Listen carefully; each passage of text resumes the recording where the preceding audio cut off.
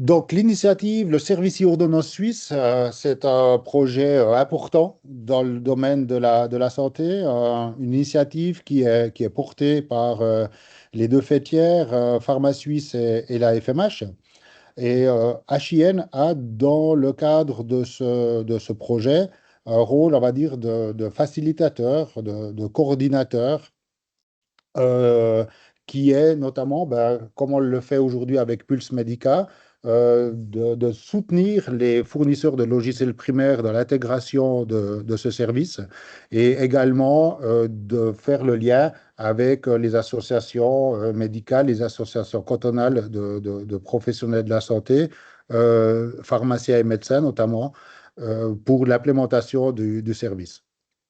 Euh, on y reviendra aussi un tout petit peu plus tard, mais sachez aussi que effectivement, HIN a aussi un rôle, on va dire, de partenaire technique, puisqu'on stocke certaines données du service e-ordonnance, mais aucune donnée confidentielle de patient. Et c'est l'élément un petit peu technologique sur lequel Pharma Suisse et la FMH s'appuient également sur HIN.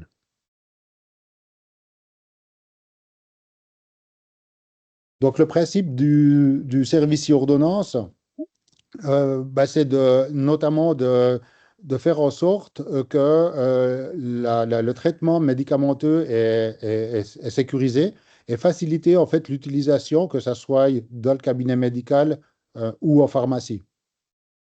Pour ceci, il faut naturellement, et je l'ai mentionné rapidement tout à l'heure, que le service soit intégré dans les systèmes primaires, donc dans les logiciels que vous utilisez dans le cabinet médical ou dans les pharmacies. Il faut également que ça soit sécurisé dans le sens où le médecin qui génère une ordonnance soit identifié comme le médecin, et ceci se fait avec une ID HIN ou une autre identité conforme à la loi sur le dossier électronique du patient.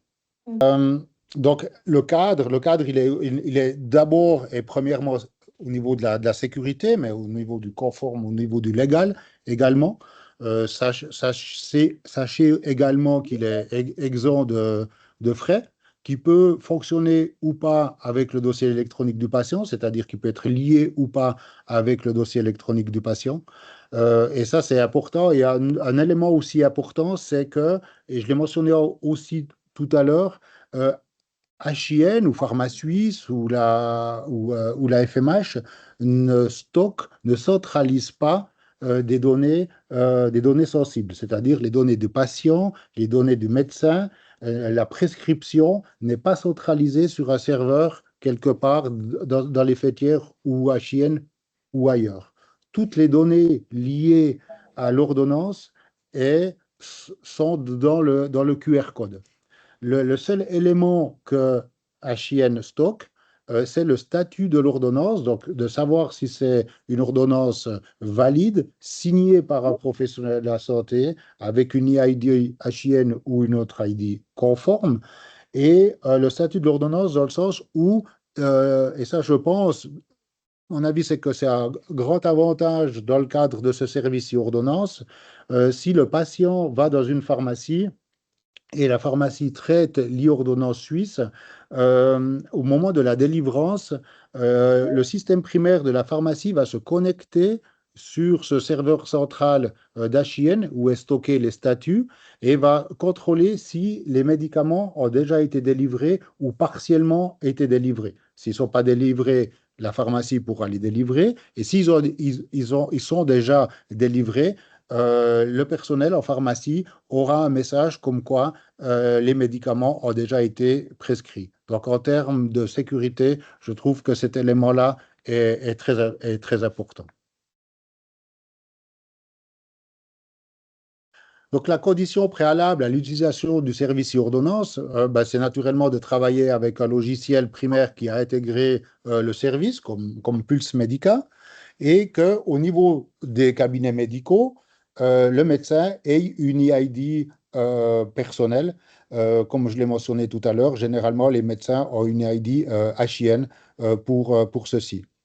Dans la pharmacie, il faut également une EID. Alors, ça peut être une EID HIN de team ou une ID personnelle pour la pharmacienne ou le pharmacien, ou alors avec une EID OVAN qui sont fournis par l'OFAC.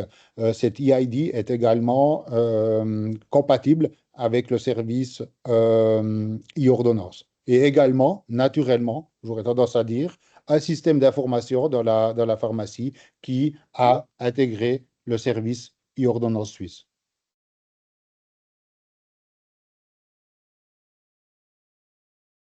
Donc, au niveau de l'implémentation, j'ai mentionné tout à l'heure qu'HIN soutenait les intégrateurs, soutenait les associations pour l'implémentation de ce service.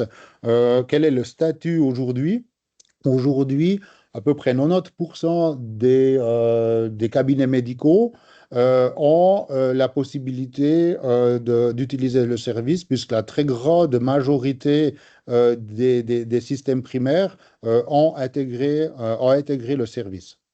Au niveau des pharmacies, là également, 90% des systèmes primaires ont intégré le service e-ordonnance. Donc, on parle des logiciels des pharmacies du groupe Galenica, Mavita, Sunstore, Covitality, mais également les autres groupements ou chaînes comme Benu, Pharmacie Plus et d'autres.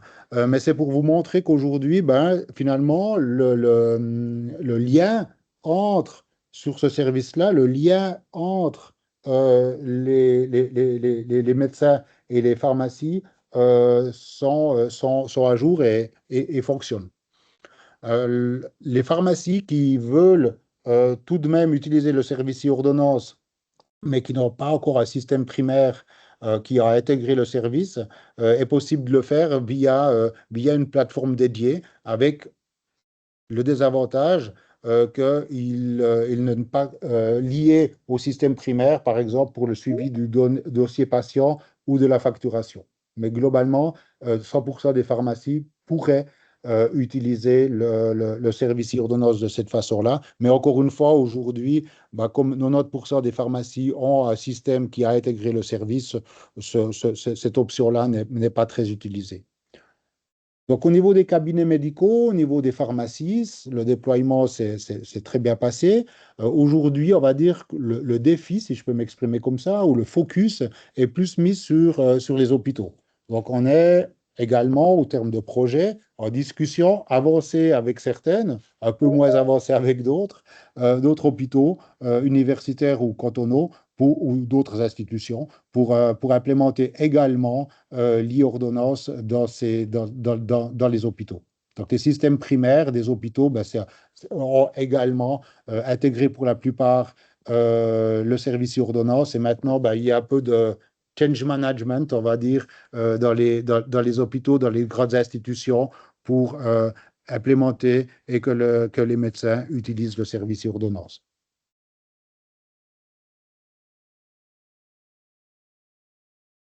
Voilà. Voilà pour une présentation des éléments principaux du service e-ordonnance. J'en profite pour remercier évidemment Pulse Medica pour l'intégration, mais tous les autres fournisseurs, et les médecins, les pharmacies qui soutiennent cette initiative. Je propose qu'avant de passer à la partie de Pulse Medica, qu'on revienne peut-être dans le chat. Je ne sais pas si vous aviez des questions. Alors, si le pharmacien n'a pas accès au serveur HLN, il y a un risque de refus de délivrance par la pharmacie ou de délivrance à double. Alors, s'il n'y a pas, et pour une raison ou pour une autre, un accès au serveur HIN, au moment de la délivrance par la pharmacie, on peut toujours faire une délivrance, entre guillemets, traditionnelle, hein, basée, on va dire, sur l'ordonnance que le patient ou le client a amené en pharmacie. Mais avec le risque potentiellement effectivement, que la délivrance, comme aujourd'hui, on va dire, que la délivrance soit à double. J'en profite pour dire à Mathieu que s'il a des compléments ou d'autres informations, qu'il n'hésite pas. Oui, oui, c'est correct. Si l'accès n'est pas possible temporairement, la délivrance peut être faite manuellement. Et puis ensuite, quand la connexion vers le serveur est demorée, il faudra envoyer la délivrance sur le serveur HIN Pour pour le qu'il n'y mettre ait à pas jour. de délivrance en double. Voilà. Juste. Ouais, ouais. Mais ça ne bloque pas le processus de délivrance de la pharmacie. Voilà. On peut encore le faire d'une façon, je sais pas, traditionnelle, je ne sais pas si c'est le bon terme, mais comme aujourd'hui, on va dire ça comme ça. On sort le service et ordonnance. Est-ce que tous les pharmaciens participent? Alors, écoutez, oui, c'est comme. Alors, toutes les pharmaciens ou les pharmacies peuvent participer. Aujourd'hui, en pharmacie, il y a des directives assez claires, puisqu'on est dans un monde où 70%, on va dire, des pharmacies sont liées à groupement une chaîne, ou d'une façon centralisée, les groupements ou les chaînes demandent d'utiliser ce service. Euh, pour deux raisons. La première, pour une histoire, un point de sécurité, comme on l'a mentionné tout à l'heure, mais également de gain de temps. C'est-à-dire que quand la pharmacie va scanner le QR code de l'e-ordonnance, toutes les données qui sont sur cette e-ordonnance, c'est-à-dire les données patients, les données médecins, les données liées à la prescription, donc les médicaments, etc., vont être chargées automatiquement dans le système primaire. Donc c'est un gain de temps et c'est un gain également de sécurité. Donc les pharmacies ont de plus en plus l'habitude d'utiliser le service e-ordonnance en scannant, comme je le mentionnais tout à l'heure, le QR code de l'e-ordonnance. Alors effectivement, il peut avoir une crainte, alors que ça soit de quartier ou pas de quartier, hein, parce que c'est pas, j'ai parlé un petit peu de chaînes ou de groupements, c'était pour mentionner que ben, la grande majorité des pharmacies l'ont, mais il faut que le logiciel primaire soit conforme. Encore une fois, la grande majorité des systèmes primaires des pharmacies l'ont. Si après le pharmacien, qu'il soit dans une chaîne indépendante, dans un groupement ou autre, ne veut pas, entre guillemets, jouer le jeu, bah effectivement, on va dire dommage, mais il va toujours pouvoir prescrire d'une façon traditionnelle, mais ça permettrait toujours une délivrance à double, par exemple. Donc effectivement, il y a aussi du côté des fêtières, pharma suisse, notamment puisqu'on parle des pharmacies, on va dire un message à leurs membres pour faire la publicité, de montrer les avantages du service pour qu'il soit le plus souvent utilisé dans les pharmacies.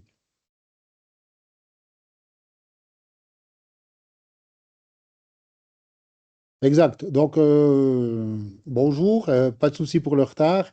Donc, l'ordonnance peut être imprimée, donnée au patient, et le service e-ordonnance, effectivement, on va dire, il y a pas besoin de la signer d'une façon manuscrite, parce que à la génération de l'e-ordonnance suisse, vous allez, on va dire ça comme ça, automatiquement la signer. C'est-à-dire que votre signature, la signature du médecin, est intégrée dans le QR code. Donc vous la signez, mais vous la signez pas d'une façon manuscrite ou d'une autre manière.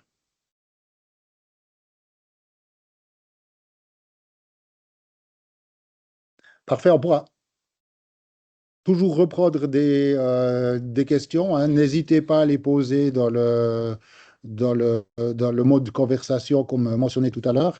Et puis, je propose de partir sur la phase 2, le point 2, qui est bah, la présentation déjà de l'équipe et de Pulse Medica, et ensuite de l'intégration dans le logiciel. Et je passe la parole, si je ne m'abuse, à Chloé. Oui, bonjour à tous. Merci déjà pour votre présence. Donc, je suis Chloé Lemineur, je suis responsable commercial et chef de projet chez Pulse.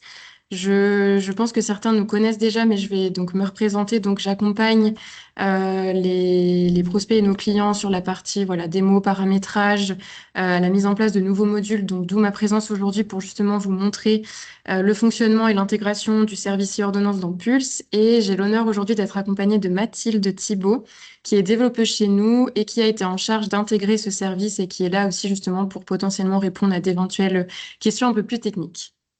Euh, Au cas où certains ne nous connaissent pas parmi les participants, j'ai juste remis une slide pour nous présenter. Donc, Pulse Medica, on est une application de gestion médicale qui a été fondée en 2013, qui est 100% suisse et certifiée ISO 27001. Donc, c'est voilà, quelque chose qu'on aime mettre en avant. Et donc, on est une solution cloud, donc voilà, accessible depuis n'importe où. Et aujourd'hui, on est un peu plus de 3200 utilisateurs sur la plateforme. J'ai remis également nos principaux modules. Donc aujourd'hui, bien sûr, on va s'axer surtout sur la partie ordonnance pour pouvoir vous faire la démo de A à Z. Mais voilà, comme ça, vous avez vraiment un état des lieux de ce qu'on fait aujourd'hui et des fonctionnalités que propose la solution. J'ai également mis ensuite quelques références qu'on va pouvoir afficher voilà, de centres qui travaillent avec nous. Donc évidemment, on ne peut pas tout mettre, mais voilà, vous avez déjà une idée des centres avec lesquels on travaille et qu'on accompagne au quotidien. Comme je vous l'ai évoqué, et je vais pouvoir du coup partager l'écran, Pulse Medica propose différents modules, dont la gestion des ordonnances. Auparavant, on avait une gestion des ordonnances standard avec la possibilité de signer les ordonnances avec HIN-Sign directement ou alors de numériser aussi la signature qui était une possibilité qu'on avait. Mais avec l'arrivée du service e-ordonnance, Mathilde s'est occupée de faire les développements et d'intégrer ce service. J'anticipe déjà la partie paramétrage, activation sur Pulse. Il faudra bien sûr vous assurer que vous avez tout ce qu'il faut côté HIN pour pouvoir activer le service dans Pulse Medica.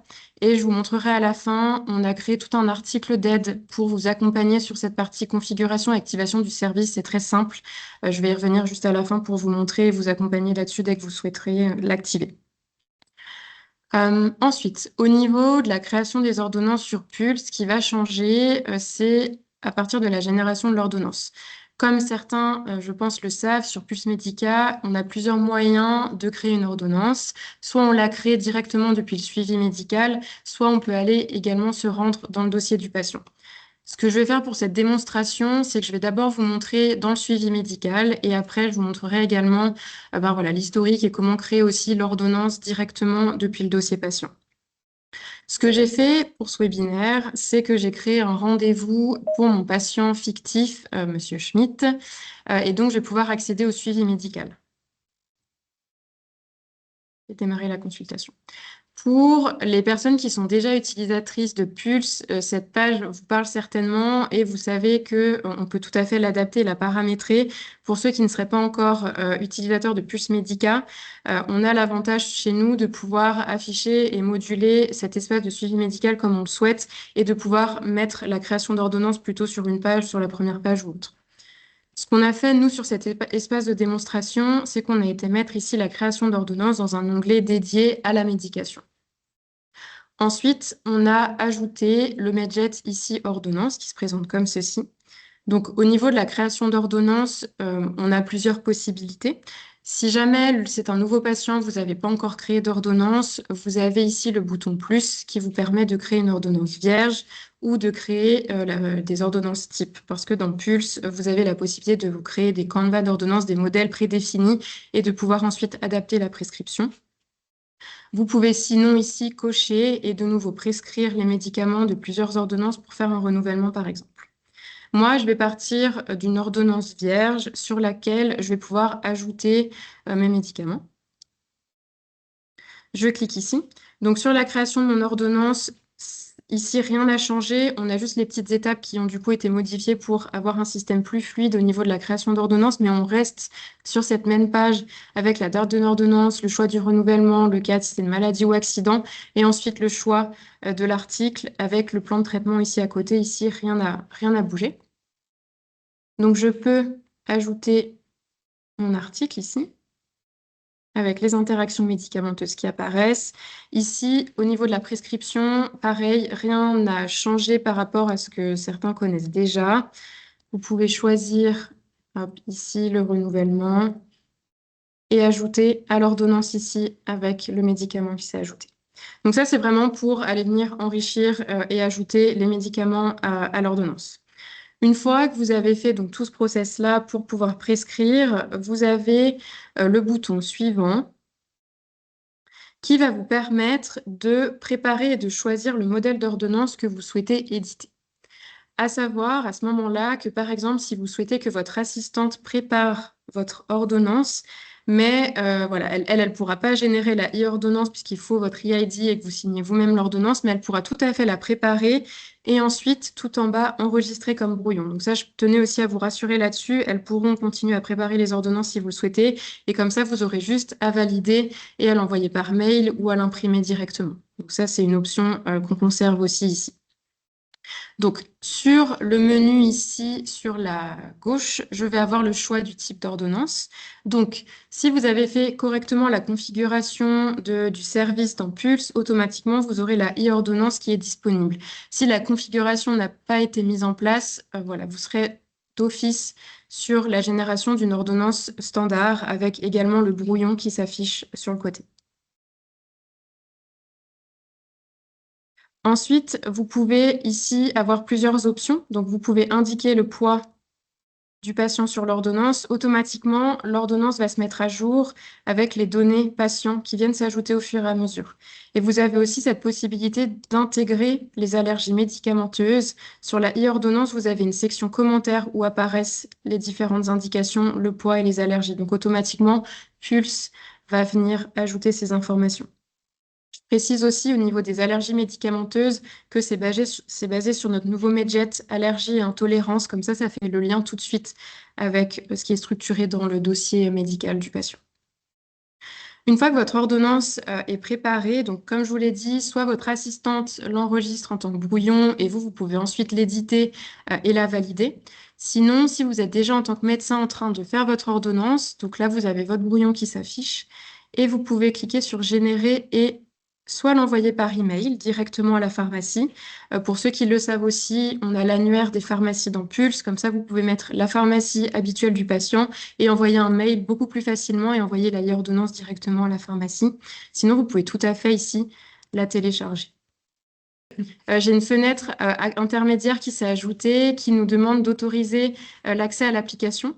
Ça, c'est une autorisation obligatoire qui se renouvelle toutes les 12 heures. Donc, en gros, vous avez juste à le faire une fois le matin, qui sécurise en fait l'accès au service e-ordonnance pour l'utilisateur. Et donc, ça se renouvelle toutes les 12 heures. Donc, quand vous l'activez, vous avez le service automatiquement activé pour la journée. Donc là, j'ai juste à cliquer sur autoriser l'accès. Donc là, mon système prépare mon ordonnance et donc là, automatiquement, j'ai ma e-ordonnance qui a été générée avec le QR code ici et toutes les informations, donc le médecin, le cabinet, le nom du patient, les coordonnées, le poids et le médicament avec les indications. Et donc, à partir de là, vous pouvez l'imprimer directement. Donc, vous voyez, c'est assez simple et c'est assez intuitif de pouvoir créer cette e-ordonnance. Et on vous a vraiment écouté sur la prévisualisation de cette ordonnance avant de la générer. Donc, ça, c'était important pour nous de mettre ça en place, que ce soit pour la e-ordonnance ou pour les ordonnances standards. Une fois que vous avez du coup créer votre ordonnance et télécharger, quand on retourne sur le suivi médical, on voit que dans mon Medjet ordonnance, j'ai une ligne en plus qui s'est ajoutée, donc qui correspond à mon ordonnance. La nouveauté par rapport à la e-ordonnance, c'est que pour identifier les ordonnances e-ordonnance des ordonnances standards et les différencier, on a ajouté ici le QR code. Quand on passe la souris sur le QR code, on voit le statut de la e-ordonnance. Donc, on sait que c'est une e-ordonnance valide et qu'aujourd'hui, elle n'a pas été honorée.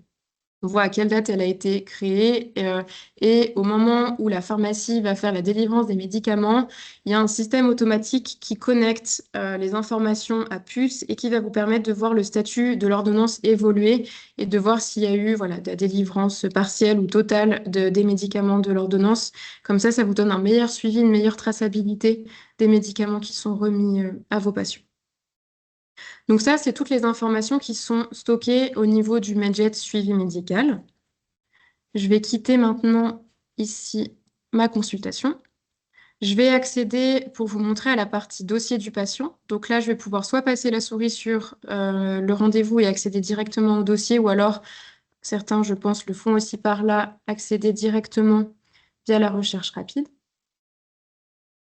Quand je descends ensuite dans le menu déroulant sur la gauche, je retrouve ici donc l'historique médical et en dessous la partie médication.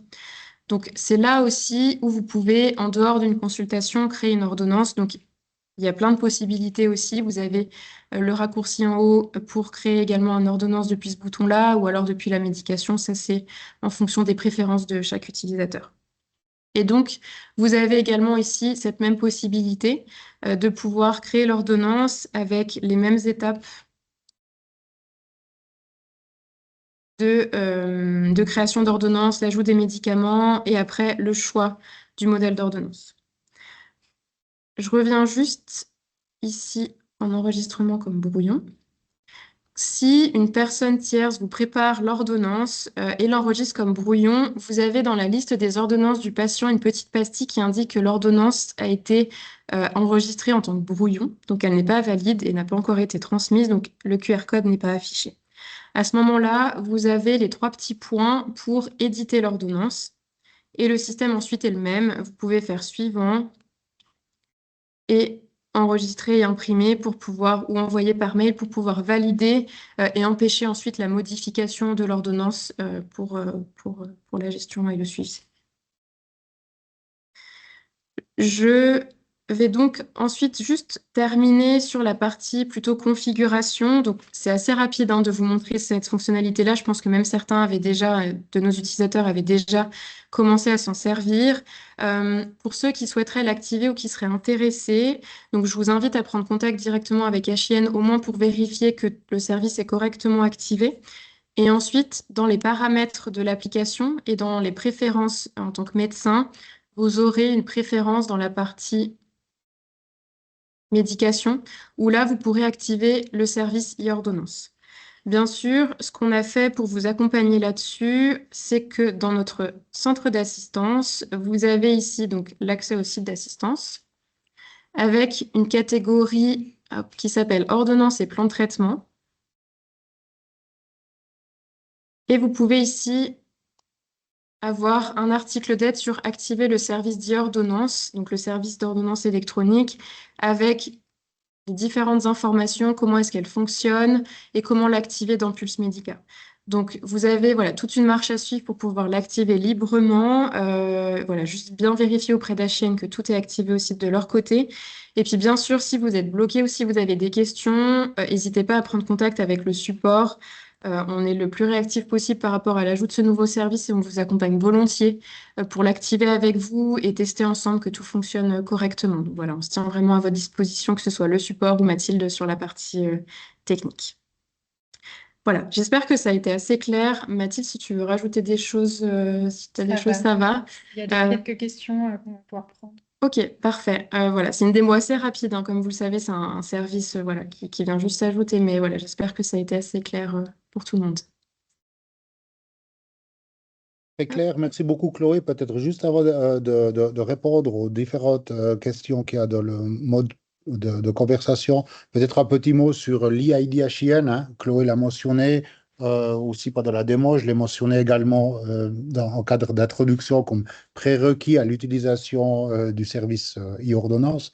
Donc l'EID HIN, en fait, il faut le voir pour ceux qui n'ont pas encore aujourd'hui, comme on va dire un passeport dans le mode numérique qui va vous identifier en tant que professionnel de la santé. Donc cet EID HIN vous permet l'accès à certains services HIN, comme le service e-ordonnance, comme la signature électronique, comme d'autres, ou le service InMail, mais permet également la connexion à certaines plateformes dites sécurisées par HIN, c'est-à-dire que certaines plateformes qui utilisent l'EID HIN comme identifiant sur leur plateforme. Alors, on peut parler du dossier électronique du patient, mais on peut aussi parler des portails des HUG ou du CHUV ou du portail de MEDAI, qui est, on va dire, l'interface, la plateforme entre les offices cantonaux AI et les médecins. Donc voilà, cet EID HIN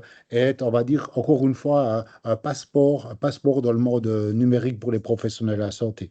Si vous avez des questions sur ce sujet-là ou si vous n'êtes pas sûr d'avoir une EID conforme à l'utilisation des services HIN, je vais vous mettre dans le chat une adresse email sur laquelle vous pouvez nous contacter ou contacter directement le support, mais n'hésitez pas à nous contacter par email où je vais aussi mettre le formulaire sur lequel vous pouvez nous contacter.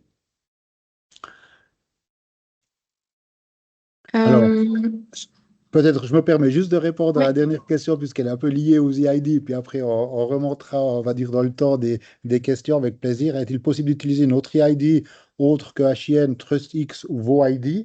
Alors, pas la VoID parce que la VoID n'est, entre guillemets, pas conforme au service. C'est-à-dire, si vous voulez, dans une EID, il faut voir ça comme alors une identité, oui, numérique dans lequel vous avez plusieurs renseignements.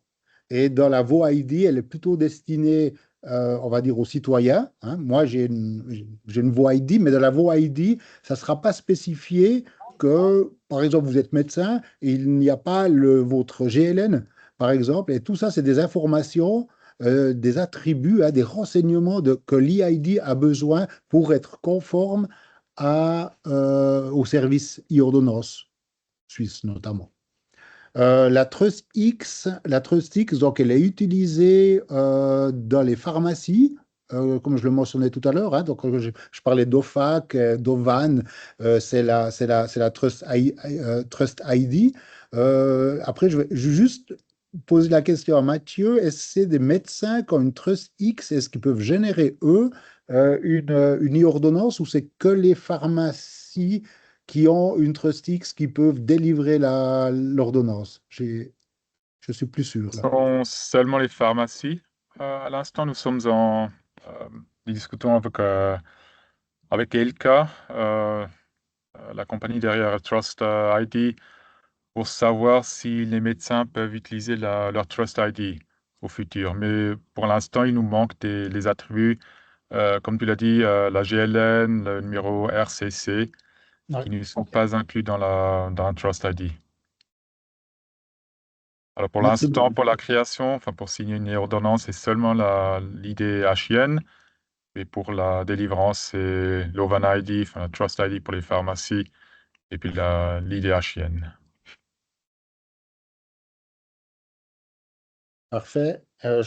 Décidément, on va pas oublier, je vous promets, les quelques questions qui sont un petit peu entre.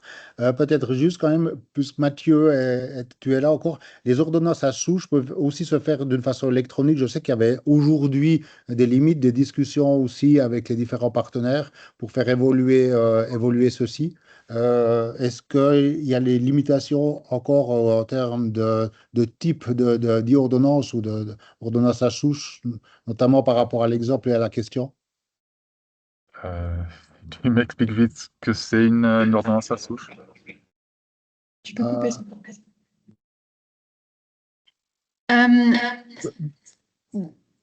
Bonjour, c'est moi qui ai Oui, oui. posé la question. Alors, Les super. ordonnances souches, Ah ouais, allez-y. Non, excusez-moi, allez-y, très bien. c'est tout ce qui est, en psychiatrie par exemple, tout ce qui est les psychotropes à titre addictif comme la Ritaline par exemple ou certains autres psychotropes qui nécessitent l'établissement d'une ordonnance à souche. Donc, c'est vraiment des ordonnances spéciales qu'ils ont adressées à la fois à la pharmacie, à la fois à l'assurance et aussi une copie éventuellement pour le médecin cantonal s'il en a besoin, qu'on garde, nous, les médecins prescripteurs, dans notre petit cahier qui est destiné à ce sens. Oui, merci. Oui, pour les ordonnances à souche, il y a les 4 listes A, B, C, D. Je crois que la liste A n'est pas possible. Pour cela, il faut toujours le carnet. Mais les médicaments des listes B et C peuvent être prescrits avec les ordonnances. Ouais, donc c'est lié aux catégories de médicaments, hein, A, C'est B, C, ça, la D. Hein. liste. Oui, ils Ouais, sont présents sur les listes. Et puis la liste A n'est pas possible, mais la liste B, c'est c'est possible. possible. Oui, C'est possible. Ouais. c'est- Ouais. On prend le point. Docteur Chikatli, on vous répondra directement là-dessus. Je pense que Mathilde disait que c'était OK, mais effectivement, je ne suis pas sûr dans quelle catégorie, si c'est A ou B. On prend le point. Merci beaucoup pour la question. Je pense qu'il y a une question pour le team Pulse. Est-ce qu'il est possible d'enlever le commentaire? Alors, je ne sais pas s'il y avait un commentaire sur l'e-ordonnance ou sur... Alors, oui, en fait, le commentaire, je vais juste revenir sur la création d'une ordonnance. Hop, ici, pour mon patient. Non. Normalement, le contenu du commentaire peut être vide. Par contre, sur le modèle de l'e-ordonnance, par défaut, voilà, c'est la configuration minimale. Le champ, le titre commentaire apparaît toujours. Mathieu, je ne sais pas si tu veux compléter. Oui, c'est juste. Ça, c'est une demande du standard de la visualisation. Comme ça, on voit s'il n'y a pas de commentaire, c'est vide, mais on voit le titre. C'est ça. Et en fait, si on coche du coup sur Pulse d'indiquer le poids et éventuellement les allergies médicamenteuses, là, le commentaire du coup vient se compléter par les informations qu'on a décidé d'ajouter.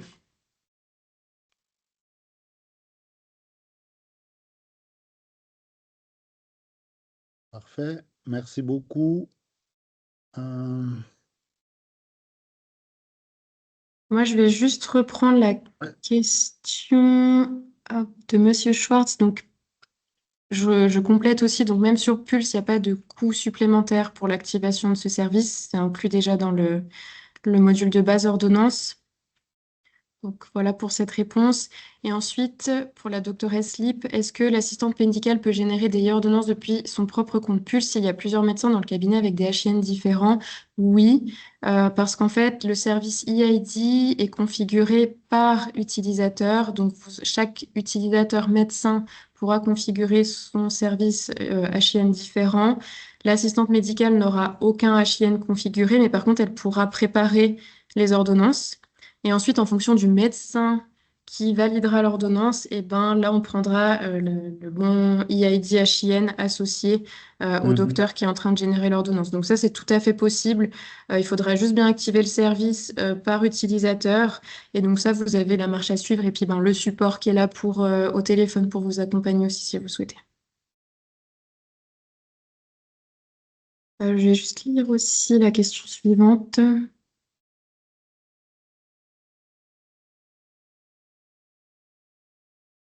Alors là, peut-être que je laisse la team HIN répondre pour cette question de signature manuscrite et de Ouais, délivrance des ordonnances. mhm. Avec plaisir, Chloé. Euh, bon, déjà, si c'est une e-ordonnance, il n'y a pas lieu, on va dire, de la signer d'une façon manuscrite. Parce qu'encore une fois, comme je le mentionnais tout à l'heure, la signature du médecin est intégrée dans le QR code que l'on a vu dans la présentation de Chloé. Ensuite, effectivement, si signé ou pas manuscritement, le client, le patient va dans une pharmacie et la pharmacie n'utilise pas le service e-ordonnance, il est possible, effectivement, comme aujourd'hui, qu'il y ait une prescription à double. Et c'est ce que le service e-ordonnance aimerait justement apporter finalement en termes de sécurité pour le patient, notamment, mais et de supprimer ça. Et pour ça, il faut que la majorité des médecins ou tous les médecins utilisent le service et que toutes les pharmacies utilisent le service e-ordonnance. Parce que c'est vraiment au moment que la pharmacie va scanner le QR code et au moment de la délivrance des médicaments que le statut de l'e-ordonnance va se mettre à jour avec les articles qui ont été délivrés ou pas. Et, et là, le patient, pardon, ou le client ne peut pas aller dans une pharmacie. Bon, il peut y aller, mais si la deuxième pharmacie scanne à nouveau le QR code, le message comme quoi les médicaments ou certains médicaments de l'ordonnance ont déjà été délivrés.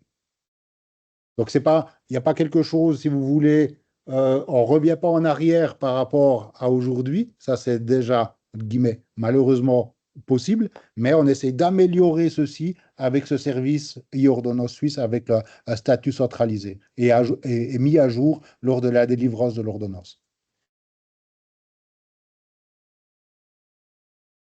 Pour les ordonnances souches, je viens de contrôler. C'est bien enfin, c'est une information qui nous est parvenue assez récemment que les médicaments sur la liste B et C sont autorisés à être prescrits par notre ordonnance, mais pas les médicaments de la liste A. Et si vous consultez le site e-ordonnance.ch, ces informations ne sont pas encore actualisées. Donc, c'est une information assez récente. Nous allons changer ça dans les prochains jours. Oui.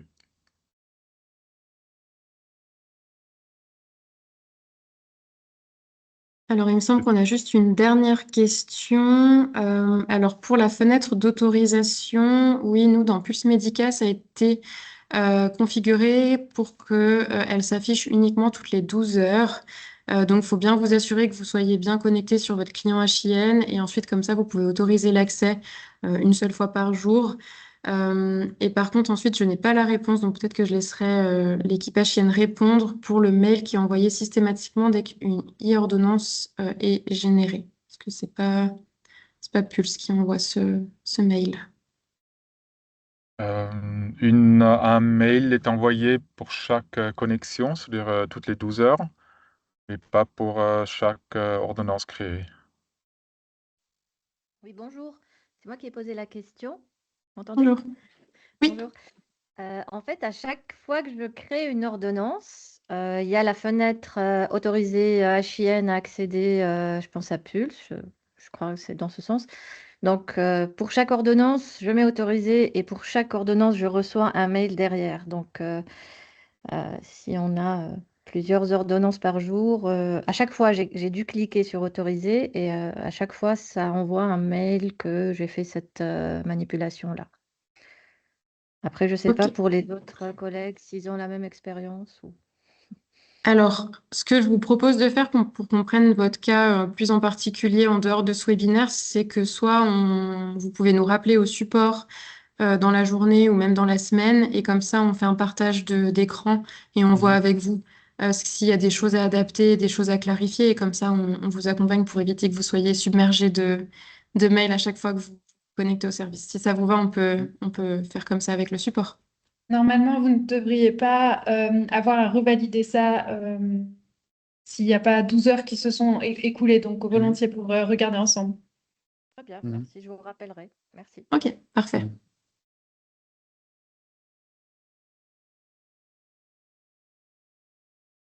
Est-ce qu'il y avait d'autres questions en lien avec notre partie Pulse? Je me suis permis de rajouter justement un petit lien pour nous contacter si besoin est pour les éléments qui sont liés à l'IIDHN ou d'autres services. Mais aujourd'hui, on parle de l'e-ordonnance et de l'IIDHN. Donc, n'hésitez pas, on est à votre disposition. Et je remonte un tout petit peu, mais il me semble que Chloé, tu avais répondu à toutes les questions que nous l'avons fait également. Oui, alors je rebondis juste Voilà. justement pour vous mettre aussi le lien vers l'article d'aide Pulse Medica pour activer le service e-ordonnance. Comme ça, vous avez aussi le pas à pas pour pouvoir y accéder.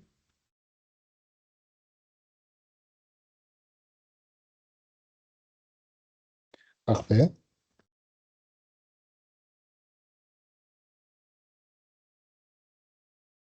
Super. Bah, écoutez, vous avez encore la possibilité de poser une question ou deux. Moi, je vais profiter. Sinon, voilà, on a 10 minutes encore. Super. Un petit sandwich ou quelque chose avant l'après-midi. Un grand merci à vous toutes et tous pour la participation à ce webinaire. Un grand merci également au team Pulse Medica pour l'intégration du service e-ordonnance dans leur logiciel, et en particulier à Chloé et à Mathilde également pour leur participation à ce webinaire. Merci à Mathieu qui a toujours très utile pour ce type de webinaire. Merci beaucoup, Mathieu, de ta présence. Et puis, ben voilà, l'équipe Pulse et l'équipe HIN reste à votre disposition pour tout autre renseignement lié à ce service ou autre. Voilà. Et je vous souhaite à toutes et tous une belle après-midi.